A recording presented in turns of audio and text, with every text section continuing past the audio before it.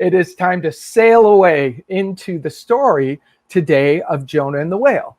We are at Metaphysical Bible Camp, which means that I am sharing with you metaphysical interpretations of stories. Metaphysical interpretation is very different from other forms. Many scholarly people research the text for history and to see what was happening back in the time, and others study the book with an absolute fundamental idea that every single word is of God and every single thing is true.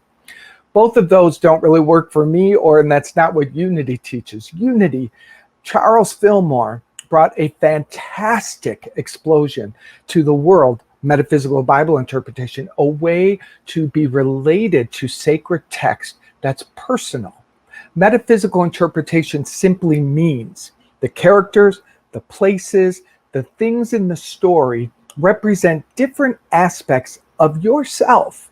And when we think about it this way, every single story becomes personal, and then we are opened up to glean the wisdom that is there just for you. How magnificent is that? How loved you are that the stories are filled with this mystical power that speaks specifically to you.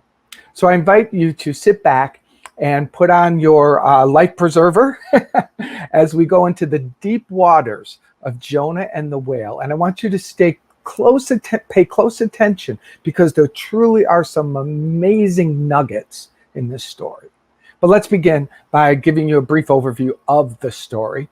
So God says to Jonah, "Go to the great city of Nineveh and preach against it, because its wickedness has come up before me." So Nineveh is consumed with some wickedness. And so God says, "Hey, Jonah, I need your help.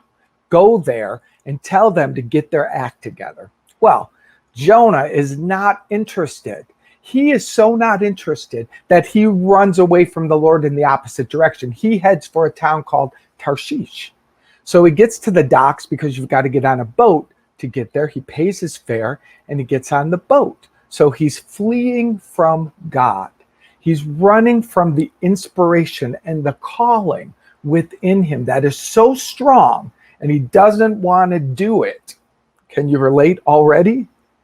So then the Lord God sends a great wind to the sea and a great storm, so huge that the ship is literally about to break into pieces.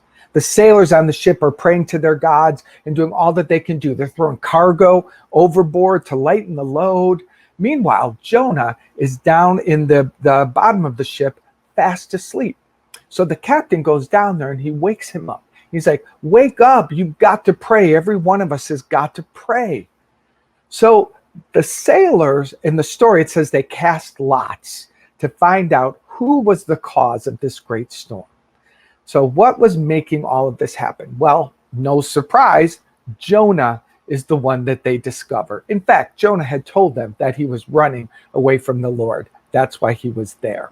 So they say to him, "What have you done to cause this raging sea? And what should we do?"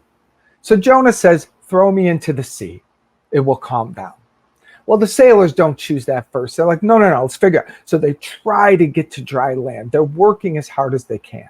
But the sea and the storm are getting bigger and bigger and bigger, until finally they have no choice.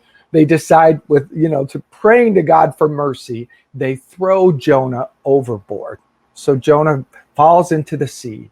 And as the story goes, God brings a big fish, and Jonah lands in the belly of the whale for 3 days.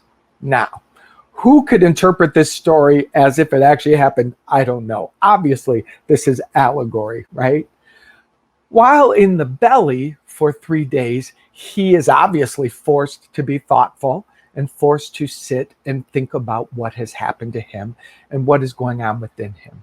And so he prays and he says to God, "When my life was ebbing away, I remembered you, Lord, and my prayer rose to you, to your holy temple. Those who cling to worthless idols turn away from God's love for them. But I, with shouts of grateful praise, will sacrifice to you. What I have vowed, I will make good. I will say, salvation comes from the Lord. And so with that surrender, which is really, that's what he was doing, the Lord commands the fish. I love this. It says, and he vomited Jonah onto dry land. Then God says a second time, probably more than second, go to the great city of Nineveh and proclaim to it the message I give you. So Jonah obeys and he goes to Nineveh. Now, Nineveh was a larger city. So again, this 3-day thing, it took 3 days to go through it. And so Jonah proclaimed throughout all of the city, 40 more days you have to line yourself up, or Nineveh is going to be overthrown. Well, the Ninevites believed God, and they believed Jonah. And so they fasted, all of them, including the king, and they put on what's called a sackcloth during that time. So when God saw what they had done, that they turned away from their evil ways, he relented, and he did not bring on to them the destruction that he threatened. Now, this is interesting. Now Jonah's mad. Oh my God, seriously. Now he's mad because God set him free. But Jonah's point was, he's like, God, I told you, you could have just fixed this without sending me down here. So now Jonah gets way dramatic. Perhaps you can relate. He goes, now, Lord, take my life, for it's better for me to die than to live. But the Lord replies, is it right for you to be angry? Jonah says, yep, it is. And he goes and places himself outside the city, east of the city. We learned what that meant last week. I'll remind you later. East of the city, where he's going to wait and see what happens to Nineveh. So while he's sitting there, it says God provided a leafy plant to grow up and over him to protect him, to give him shade. And Jonah was very happy about the plant. But at dawn, God provided a worm, and the worm ate the plant and made it go away. So when the sun rose, there was a scorching wind that appeared that beat so heavily upon Jonah that he could barely take it. And again, he goes into Jonah drama. He says, it would be better for me to die than to live.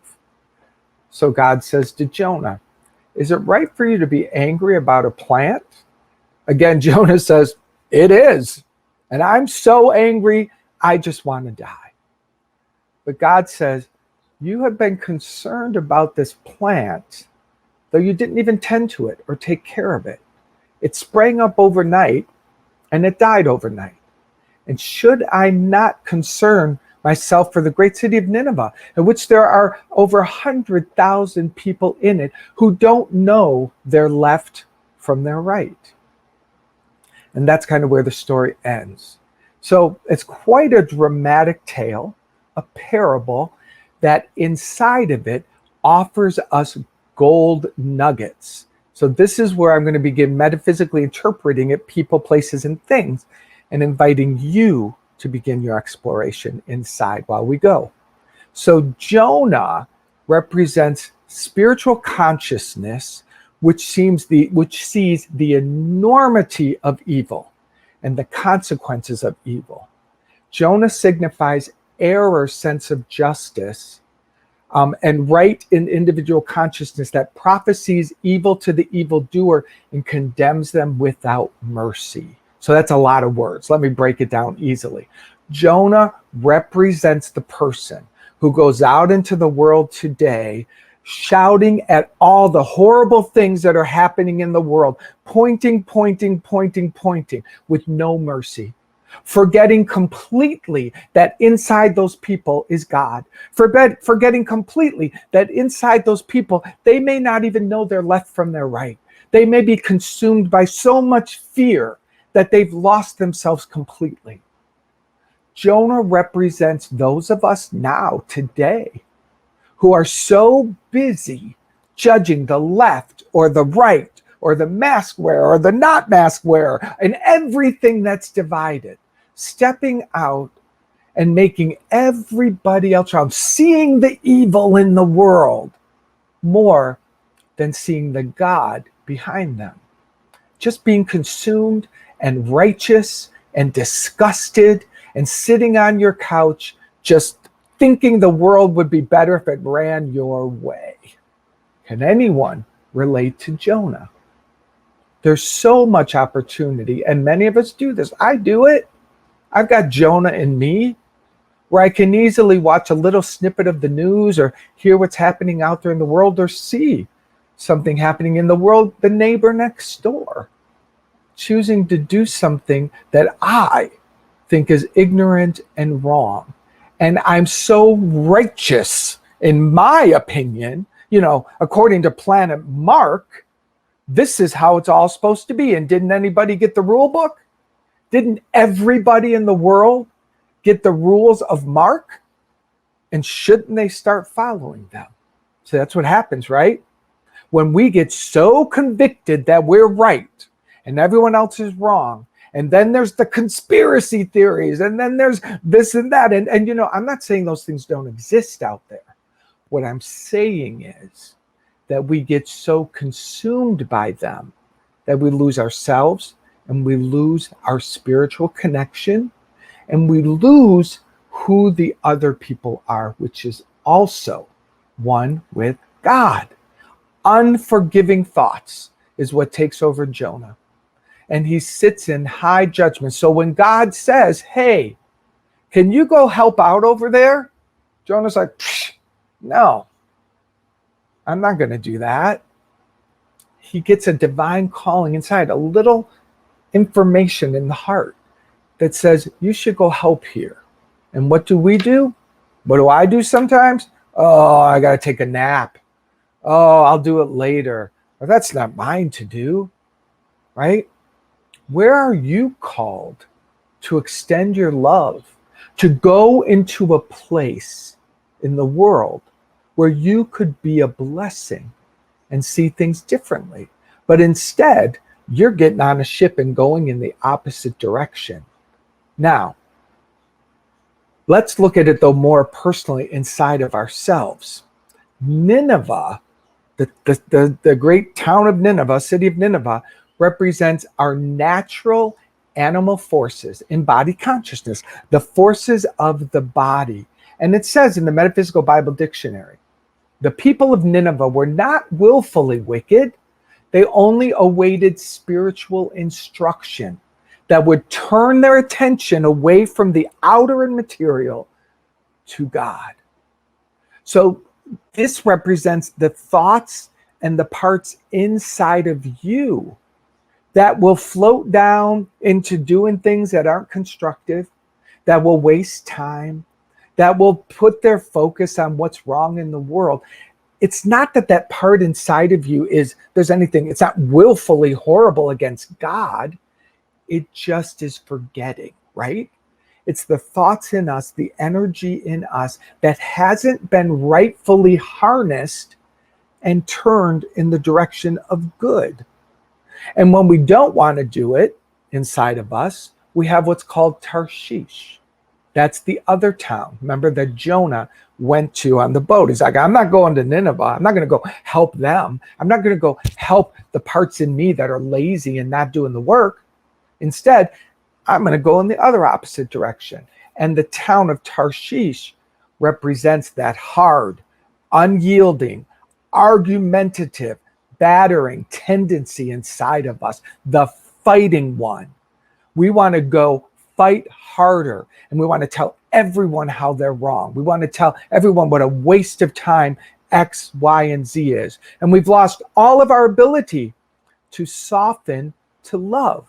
We go in the opposite direction from where God is calling us.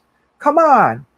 You drive down the road like I do, and the mind goes down the rabbit hole of what's wrong with everybody else. And we get more and more and more argumentative, more and more fighting. This is all happening, by the way, in your head. We're arguing with people and masses and different things out there that are out there in your head is where the war is. In the head is where we go lower and lower and lower into that fight. And that fight is toxic. That fight is destructive, and we will never find God there. So by the end of the day, We've got a bunch of people in the world going, oh, where's God in all of this? Well, my friend, you left God at the curb at about 9 in the morning. So where's God? Way back there. Had you practiced walking with God throughout the entire day, everything that comes to you in thought, addressing it, bringing God to it, bring God to it, I guarantee you by 9 p.m. at night in your world, you wouldn't be saying, where is God? Because you walked with God through the whole day.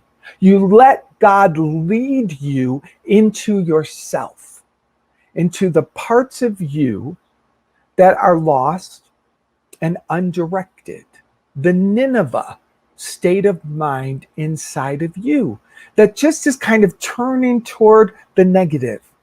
It's just innocent energy, but undirected.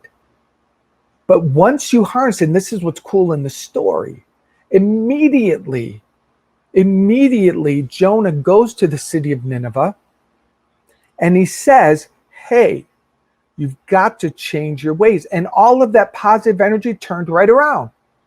And this is an interesting part. I'm jumping ahead, but it's in my mind, so I'm going to follow it. It says they put on sackcloth. I thought, what is that? And so, of course, I Googled it, my best friend. And the metaphysical meaning of sackcloth is humility. Isn't that awesome? When we are humble within inside ourselves, we're teachable. When we're not focusing on what everyone else is doing wrong, when we're not wasting our time and energy in ways that are counterproductive, and we humble ourselves. I don't know everything. I know only a little. And even that little I know probably isn't worth anything. I humble myself to God because I don't get it. I humble myself to God because the world is screaming out there and I don't know the deeper calling. I humble myself. I put on the sackcloth of humility. And in the humility, the transformation comes. Isn't that beautiful? But let's go back on the boat where it's storming for a minute. So they throw Jonah off board. They throw off the part that is judgmental, unforgiving, self-righteous, and it lands in the belly of the great fish, right? Now, the fish represents an inner place of meditation, contemplation. It's like you're cornered, right? We've had that time in our lives where literally we've got nowhere to go. We are just stuck. And all we can do is sit. But that's super sacred. Because when we sit, now it says for 3 days. 3 days means body, mind, and spirit aligned. The time it takes to get into alignment and to remember who we are. And it's through our prayer and our meditation and our sitting in the belly of ourselves, just being. And that's where the connection to God is remembered. And immediately, Jonah's like, oh yeah, this is right. This is what's true. This is who God is. This is who I am. And boom, he's cast out. And suddenly he's put back into movement. And he's humbled. And he's willing to go do that which he is called to do. That which is right for him to do in the world. Now, Jonah's still bratty. There's no doubt about it. And I think that's kind of cool. Because we can be too, right? We remember for a moment. We go out there. We're happy. We're connected. It doesn't go our way again, and back we sit, which is exactly what Jonah does. It really says to us, pay attention to that part that's just not over in one insight. One revelation of God gives us a breath of opening, but then it very often can close us back down. So again, what happens to Jonah? He gets upset. He's like, I want to die. It's not worth it. And he goes and he sits east of the city. Remember, east from the story of Adam and Eve represents inside. So Jonah again goes to sit inside. He gets himself all frazzled in the world, and now he's got to go back out, or he's got to go outside of it and sit inside himself, where once again he starts to, and I love his talking to God. Like, I love Jonah because he's just real. And I invite you to have that kind of conversation, that kind of relationship with God. God, this just isn't fair. I did what you told me to do. Like, just get it out. Let that bratty victim part have a voice, because it will transform through the surrender of it. And so it goes on to say, God gives the protection and the plant, and that disappears. And then again, he's struggling with the wind and the hot burning sun. And God says, these people that I have given to you to care for, they are precious to me. They are precious to me.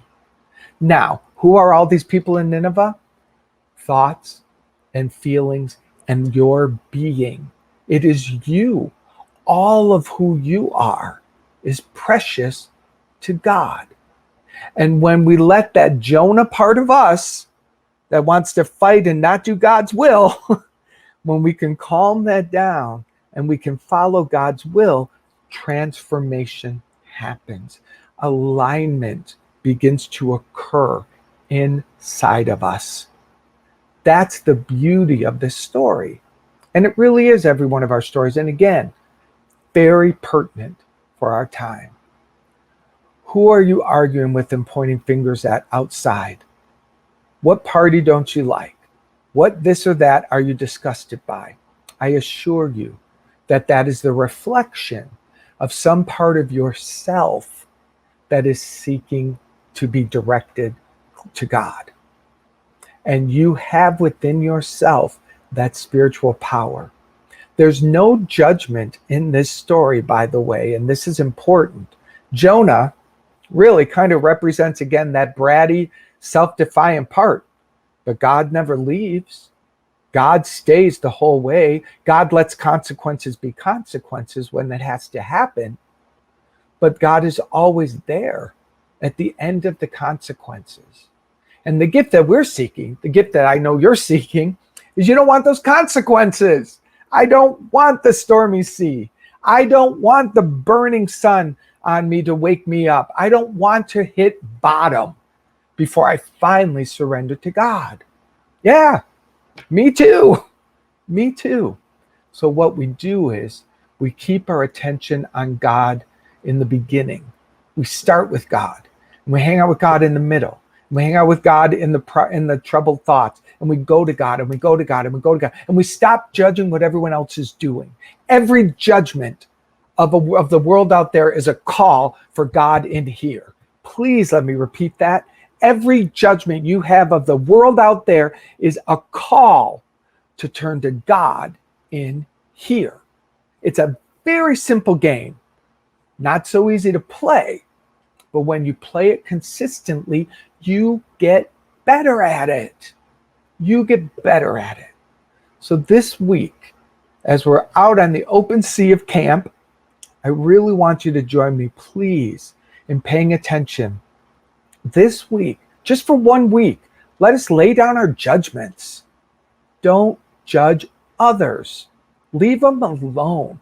If you've got some love to share, then share the love. And if you don't have love to share, then get out of the room. Leave them alone. You have enough work to do inside yourself. Truly, we all do. Everything, Course in Miracles says, everything in the world is either an extension of love or a call to love. That's it. And that alone is plenty for us. And that is the transforming prescription for us this week. So love the Jonah in you. Pay attention to your self-righteousness. Notice where you don't want to, you'd rather bicker and fight and go in the unforgiving direction than follow God's guidance, which is to become free. Love yourself there and turn to God 1,000 times a day. So that's our story for today. Let's move into prayer.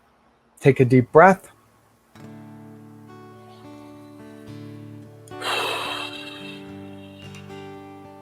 closing your eyes if that's comfortable. Breathe in all of this information. That was a lot of information coming at you quickly. I always encourage you to please go back and listen again. The next time around, you're going to get 10 more insights. But for now, let the prayer do the amazing transforming work.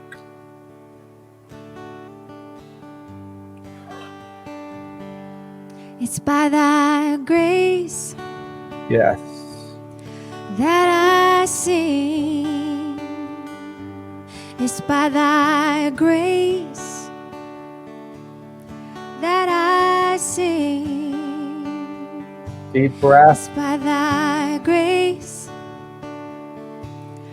that I sing your holy name. Ooh. It's by thy grace that I feel. It's by thy grace that I feel. It's by thy grace that I feel your holy name. What a perfect song, for truly it is God's grace that leads us and heals us and transforms us and cares for us. Oh, God, we cannot see all the good that you give us when we're staring at all the problems. We cannot even conceive the many miracles that you have for us every single day when we're looking at what's wrong with everybody else. So it's this moment that I humbly, truly call upon the Holy Spirit, asking to dissolve within us the addiction to righteousness, the addiction to pointing outside at the problem out there, completely forgetting that only inside is the transformation. And when we give ourselves to God, then we become the gift to the world, which creates the change. Oh God, thy grace is so magnificent within us, all around us. And in this moment, I speak this word for us, knowing and affirming and confirming that we place our full self in the center of God's guiding grace, in God's love. And we allow this love to lead us where we are called. And we allow all the parts inside of us that are laying back lazy and lost and confused to point in the direction of God, so that we become a single focused energy field, God for God on God. And we discover the miracle, which is that is me in me, and my voice aligns with the good of God, and my power and presence aligns with the love and that which is giving and healing, and we become the blessing unto the world. I affirm for each one of us that we surrender our willful ways and we align with God's will, which is filled with so much grace. Every need is met. Oh, the glory that is here for us in God's will. God's will. Holy Spirit, keep us from turning and going in the opposite direction over and over and over. Are we done suffering yet? Yes. Are we done suffering? Yes. Are we done walking away from God? Yes, and yes, and yes. Full direction to God, God's grace and only God's grace. Take a deep breath.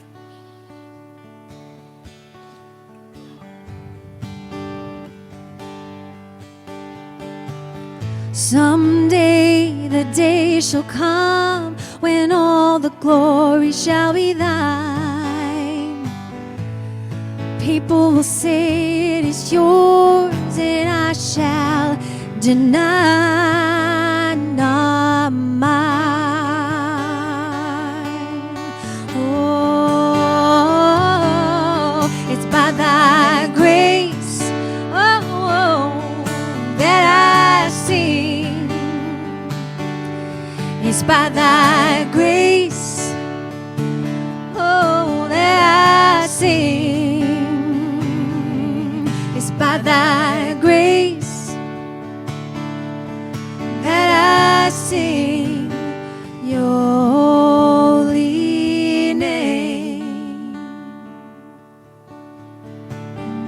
And I'm so grateful for God's grace and for the transformation that has been given us through the power of this prayer. It is not I that does the work. It is the prayer itself, and it is the grace of God that flows through it.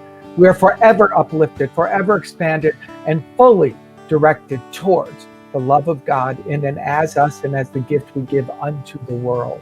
I'm so grateful for the fulfillment of this prayer. I release it now into the action of the law. It is done, and so it is.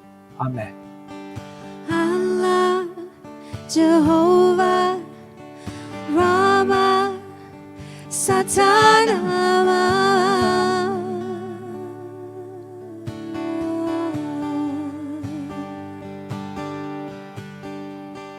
Allah, Jehovah, Rama, Satanama. Love to all.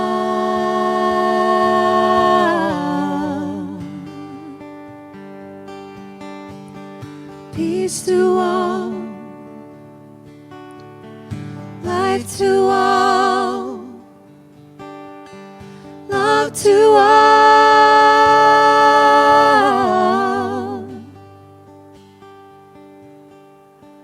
Peace to all, life to all, love to all.